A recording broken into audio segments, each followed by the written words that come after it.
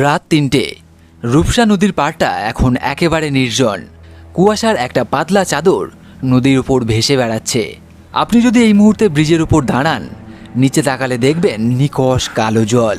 স্থানীয়রা বলে এই শান্ত জলের নিচেই লুকিয়ে আছে এমন কিছু গল্প যা শুনলে আপনার শিরদাঁড়া দিয়ে একটা হিমশীতল স্রোত বয়ে যাবে। খুলনা শিল্পনগরী, রূপসা নদীর শহর আর সুন্দরবনের প্রবেশদ্বার। এই শহরের অলিগলিতে মিশে আছে শত বছরের ইতিহাস, কিন্তু সেই ইতিহাসের পাতায় এমন কিছু অধ্যায় আছে যা আজও অমীমাংসিত। পুলিশ ফাইল থেকে শুরু করে মানুষের মুখে মুখে ফেরা এই রহস্যগুলো বছরের পর বছর ধরে বিজ্ঞান আর যুক্তিকে চ্যালেঞ্জ জানিয়ে আসছে। আজ আমরা এমন 5টি ভয়ঙ্কর ঘটনার গভীরে যাব যেগুলো খুলনার মানুষ আজও ভুলতে পারেনি। তৈরি হয়ে নিন, কারণ আজ রাতের এই সফরটা খুব একটা আরামদায়ক হবে না।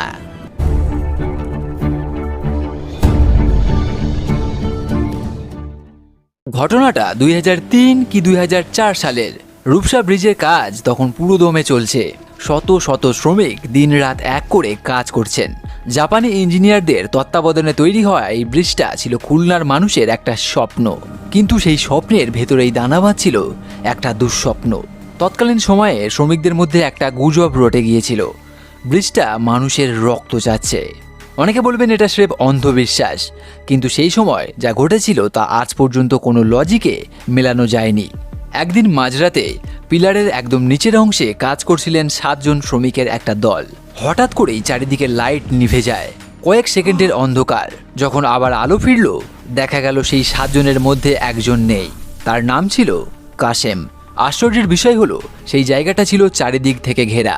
তার পড়ে যাওয়ার কোনো শব্দ কেউ শোনেনি, পানিতে পড়ার কোনো আওয়াজ হয়নি। পরের 3 দিন ধরে তল্লাশি চলল। নেভি থেকে শুরু করে অভিজ্ঞ ডুবুরিরা রূপসার তলদেশে চষে ফেললেন, কিন্তু কাশেমের কোনো চিহ্ন পাওয়া গেল না। কিন্তু রহস্যটা এখানে শেষ নয়। কাশেম নিখোঁজ হওয়ার ঠিক 7 দিন পর গভীর রাতে ডিউটি করা অন্য শ্রমিকরা দাবি করলেন তারা পিলারের ভেতর থেকে কারো হাতুড়ি পেটানোর শব্দ শুনতে পাচ্ছেন। ইঞ্জিনিয়াররা পরীক্ষা করে দেখলেন নিচে কেউ নেই, কোনো মেশিন চলছে না, কিন্তু সেই শব্দ থামেনি। স্থানীয় শ্রমিকরা আজও বিশ্বাস করে কাশেম কখনোই হারিয়ে যায়নি, সে এখনও সেই পিলারের ভেতরেই আটকা পড়ে আছে। আজও যদি আপনি মাঝরাতে ব্রিজের নিচে কোনো নৌকায় করে যান, কান পাতলে নাকি সেই টুংটাং শব্দ আজও শোনা যায়। বিজ্ঞান বলে এটা বাতাসের প্রতিধ্বনি, কিন্তু যারা সেই রাতে কাশেমকে হারিয়েছিল তাদের চোখে সেটা আজও এক জীবন্ত রহস্য।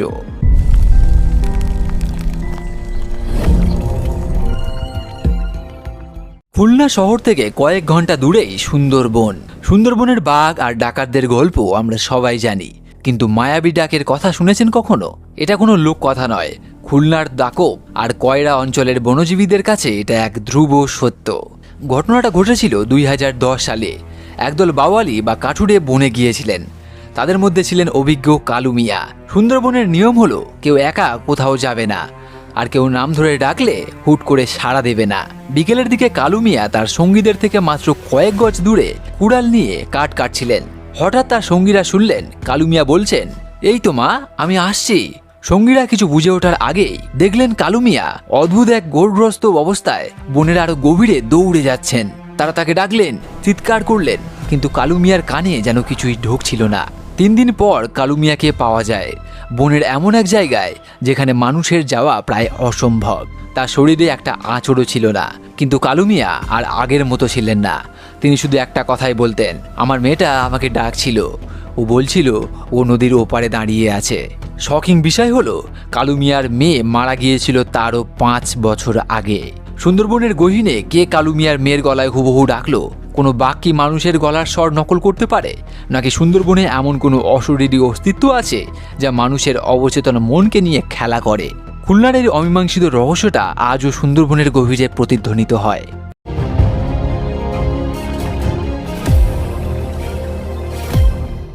খুলনার খালিশপুর অঞ্চলটা একসময় কলকারখানার শব্দে মুখরিত থাকত। এর মধ্যে একটি পুরনো জুট মিলের গল্প শুনলে আজও মানুষের কৌতূহল মেটে না। এই মিলটা 90-এর দশকের শেষের দিকে বন্ধ হয়ে যায়, কিন্তু এলাকাবাসী দাবি করেন মিল বন্ধ হলেও তার ভেতরকার কাজ কখনো থামেনি। 2015 সালের কথা। মিলের বিশাল গেট তালাবদ্ধ, ভেতরে কোনো বিদ্যুৎ নেই, কোনো মানুষ নেই, কিন্তু প্রতি বৃহস্পতিবার রাত 12টার পর এলাকার মানুষ শুনতে পেত মিলের ভেতরের বড় বড় সাইরেন বাজছে। প্রথমে ভাবা হয়েছিল কেউ হয়তো দুষ্টুমি করছে।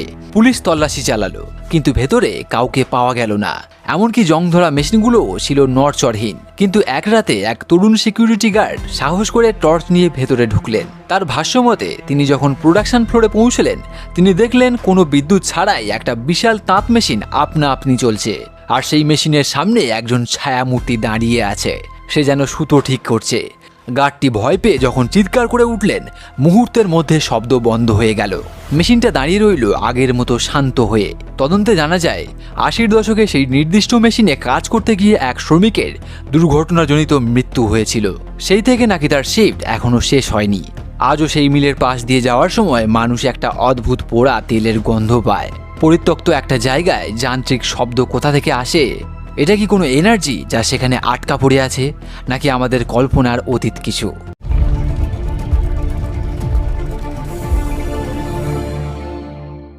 বাগেরহাট আর খুলনার সীমান্তেই অবস্থিত বিখ্যাত খান জাহান আলীর মাজার।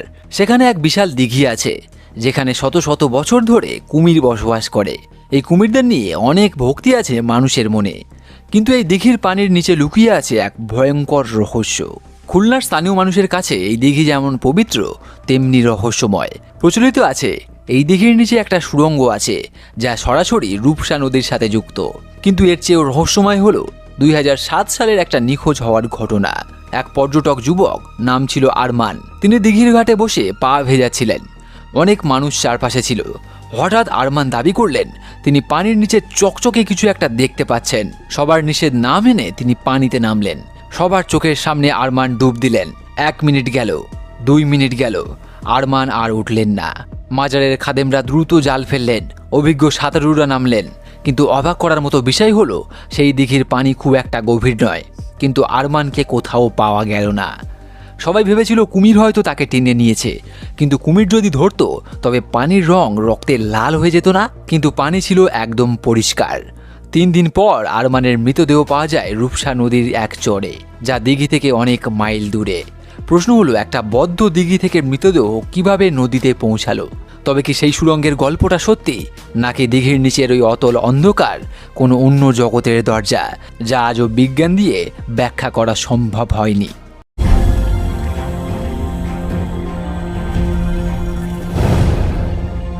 খুলনা শহরের টুটপাড়া এলাকা। এখানে একটি পুরনো দোতলা বাড়ি আছে, যা গত 30 বছর ধরে খালি পড়ে আছে। বাড়িটা বাইরে থেকে দেখলে মনে হবে খুব সাধারণ, কিন্তু এর ভেতরে যা ঘটেছিল তা খুলনার ক্রাইম হিস্ট্রিতে এক কালো অধ্যায়। 1992 সালে এই বাড়িতে এক ব্যবসায়ী তার পুরো পরিবার সহ সপরিবারে খুন হন। খুনি কে ছিল তা আজও জানা যায়নি। পুলিশ ফাইলটা আজও আনসলভড বা অমীমাংসিত হিসেবেই পড়ে আছে। কিন্তু রহস্যটা খুনের চেয়েও বেশি এর পরবর্তী ঘটনাগুলো নিয়ে। খুনের পর বাড়িটি কয়েকবার ভাড়া দেওয়ার চেষ্টা করা হয়, কিন্তু কোনো ভাড়াটেই সেখানে 3 দিনের বেশি থাকতে পারেননি। এক দম্পতি সেখানে থাকতে গিয়েছিলেন। তারা দাবি করেন রাতে ঘুমানোর সময় তারা শুনতে পেতেন পাশের ঘরে কেউ একজন অনবরত ডায়েরি লিখছে। তারা যখন সেই ঘরে যেতেন, দেখতেন ঘরটা একদম খালি, কিন্তু টেবিলের উপর রাখা ধুলোবালি মাখা পুরনো ডায়েরিটা খোলা, আর কলমটা তখনও দুলছে। ভয় চোটে তারা সেই রাতেই বাড়ি ছেড়ে চলে যান। সবচেয়ে শকিং ঘটনা ঘটেছিল 2018 সালে। কয়েকজন স্থানীয় মানুষ সেই বাড়িতে প্যারানর্মাল ইনভেস্টিগেশন করতে গিয়েছিলেন। তারা বাড়ির ড্রয়িং রুমে একটা ক্যামেরা বসিয়ে রেখেছিলেন সারা রাত। পরের দিন ফুটেজ চেক করতে গিয়ে তারা যা দেখলেন তাতে তাদের রক্ত হিম হয়ে গিয়েছিল। ফুটেজে দেখা গেল রাত 2:43 সিঁড়ি দিয়ে একটা কালো ছায়া নেমে আসছে। ছায়াটা সোজা ক্যামেরার সামনে এসে দাঁড়ালো এবং খুব অস্পষ্ট কিন্তু মানুষের গলার স্বরে বলল, ওকে ধরো। সেই ছায়াটা কার ছিল? ওই পরিবারটি কেন খুন হয়েছিল? আর সেই খুনি কি আজও আমাদের মাঝেই ঘুরে বেড়াচ্ছে? এই বাড়িটা আজও টুটপাড়ার বুকে এক জীবন্ত রহস্য হয়ে দাঁড়িয়ে আছে। কেউ সেখানে যায় না এবং কেউ সেদিকে তাকাতেও ভয় পায়। খুলনার এই 5টি ঘটনা আমাদের মনে করিয়ে দেয় যে আমরা এই পৃথিবীকে যতটা চিনি বলে ভাবি, আসলে ততটা চিনি না। বিজ্ঞান হয়তো অনেক কিছুর ব্যাখ্যা দেয়, কিন্তু কিছু জিনিস থেকে যায় ধরা ছোঁয়ার বাইরে। রূপসা ব্রিজের সেই অদৃশ্য শ্রমিক, সুন্দরবনের মায়াবী ডাক, কিংবা পরিত্যক্ত জুট মিলের রহস্যময় সাইরেন, এগুলো কি শুধুই মানুষের মনের ভুল, নাকি ইতিহাসের এমন কিছু অবশিষ্টাংশ যা এখনও আমাদের চারপাশে ঘুরে বেড়াচ্ছে? হয়তো কোনো এক রাতে আপনি রূপসা ব্রিজের উপর দিয়ে হেঁটে যাবেন আর হঠাৎ শুনতে পাবেন আপনার পিছনের পিলারে কেউ একজন হাতুড়ি পিটাচ্ছে। তখন কি আপনি যুক্তি খুঁজবেন, নাকি স্রেফ নিজের কানকে বিশ্বাস করবেন? এই রহস্যগুলোর উত্তর হয়তো কোনোদিন পাওয়া যাবে না, আর সম্ভবত সেটা না পাওয়ায় এদের সৌন্দর্য। আপনার কি মনে হয় এই ঘটনাগুলোর পেছনে আসল সত্যিটা কি? আপনি কি কখনো এমন কোনো অভিজ্ঞতার মুখোমুখি হয়েছেন যা আপনি কাউকে বোঝাতে পারেন? নিচে কমেন্টে আমাদের জানান আপনার মতামত। খুলনার আরও কোনো রহস্য যদি আপনার জানা থাকে তবে সেটাও লিখতে ভুলবেন না। আর ভিডিওটি যদি আপনার একটুও ভালো লেগে থাকে তাহলে ভিডিওটি একটু লাইক করে দেবেন এবং হাইপ করুন। আজকের মতো এখানেই বিদায়। সাবধানে থাকবেন, কারণ অন্ধকার শুধু বাইরে নয়, মাঝে মাঝে সেটা আমাদের চারপাশেই ওত পেতে থাকে।